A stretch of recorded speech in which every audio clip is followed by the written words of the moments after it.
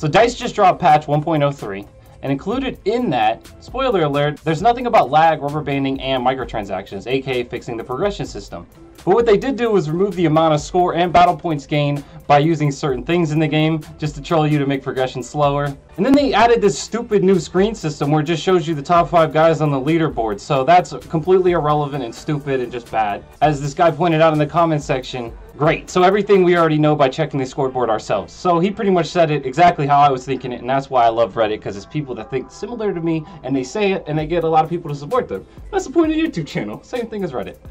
I liked it more when it actually told what players have accomplished. I agree, I like the old system better, but they needed to just fix it and add more layers to it, so I agree 100% with that guy. The end game of the game makes no sense, as this guy noticed also, and as I'm getting there and other people have pointed out from the game's launch, that once you get to a certain point, like they're at now, so you pay 2,200 for a hero created, in return you would get 800 points back, and that would be a loss of 1,400 credits. So you're playing right now in the game, you're grinding your credits up to buy a loot crate, to get crafting parts, because all you're getting is duplicates. So you're spending 2,200 credits for loot crates to give you 800 credits and 35 crafting parts. That's the end game of the content. It's this repeating cycle, play 3 to 4 games, buy a crate, get 35 crafting parts, repeat cycle. That's the end game progression. So in Destiny it was play certain objective, kill certain guy weekly, that's a really fun activity, and have the chance for something good to drop. In this game, it's grind repetitive, get crafting parts, then repeat process. It's not a progression system. Destiny made more sense. This game is just broken into a never-ending RNG fest that doesn't even properly work. Don't buy this game.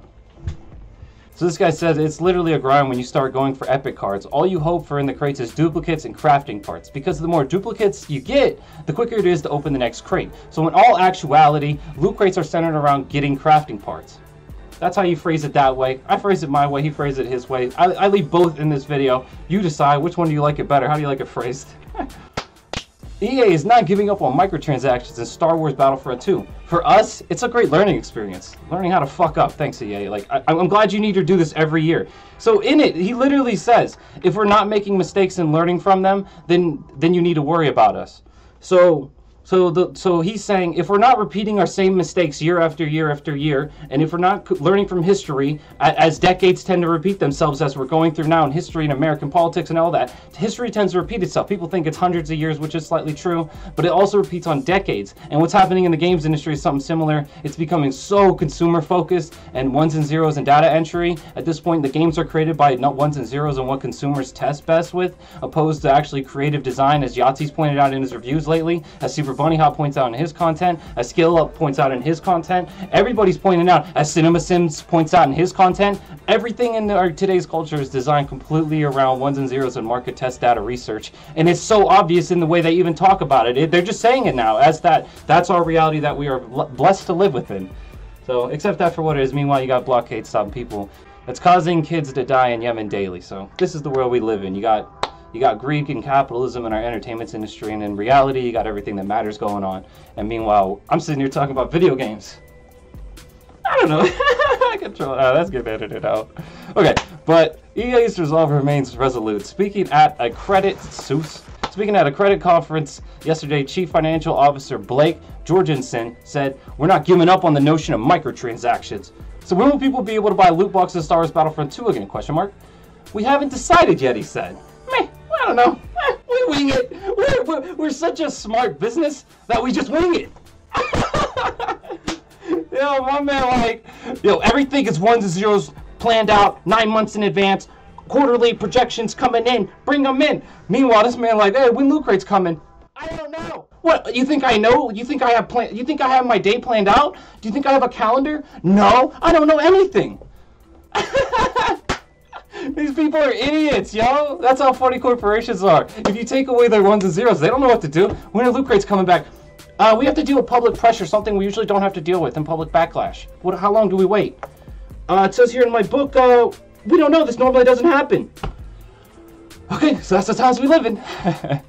We're really watching how people are playing the game. So they're trying. See right here in their next response, they're like, we need more ones and zeros. We need more data entry to figure out our plans.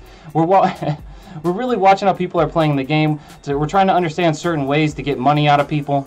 What are the consumers saying about the game? How are consumers playing the game? What do the metrics look like? We're learning and listening to the community to decide on how best to roll that. Man, fuck that shit. I phrased it better. They're just plugging ones and zeros into the screen to figure out the best way to milk people right now. That's all they're doing. They're just recalibrating their algorithms. They're just recalibrating their algorithms to make money off of you and dress it up in different fashion. That's all that's going on behind the scenes. That's just boring. I'm starting to get bored in this topic. That's kind of why I'm like really starting to get bored of this game.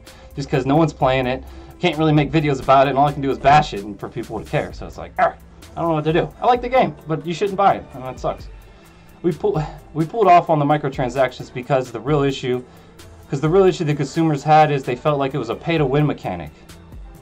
That's what it is. What do you mean it felt like? That's what it is. Some people have more money than time, and some people have more time than money, and we want to always balance those two. And that's just the framework of saying we can get more money from other people. So right here, but our view is that these are great opportunities for us to continue to tune the game and adjust things.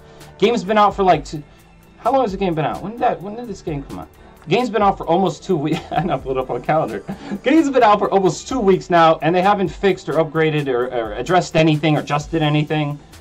They're lying. That's a lie. You're just a liar. These patches are completely fluffed. They're not addressing any of the main issues in the game. They're just lying. So he's really asphyxiated on not making that money back there and making it on DLC through current. Now, as the recurring way to get money from people is to design your game completely around FIFA Ultimate Team and Madden, and that's why Star Wars Battlefront 2 feels like it was designed by EA at the end of the development cycle, opposed to DICE. Now, the reason why I bring this up is for the final topic, hidden character customization menu. And there's a long list of different options that you can pick your characters from. And it's designed a lot like the first game's design, and it's designed a lot like DICE designed that, and then EA slapped their trash version of the progression system over the top of the game at the end. I really think that's what happened at this point. The more I play it, that's what a lot of the facts are coming to. And then this guy points out in this comment, they do blatantly say that this game was designed like FIFA and Madden. So if people aren't sure yet or still confirmed, yes, it is true. The game was designed exactly like that, like Madden and FIFA Ultimate Team. Is just completely swapped. And that's why I said it feels more like EA designed the progression system opposed to DICE. Draw my thing. Yo, sorry about the mic quality. If it's doo-doo, I'll go back to the iPhone and keep using the HD camera though. Shout out to Bravo for the cam, shout out to Storm for watching, shout out to Kenny for watching, Bravo, and shout out to you for watching. Peace out. Shout out to my mom for watching apparently. Peace out. Alright, run it. That's the video. Deuces. How long was that? Way too long?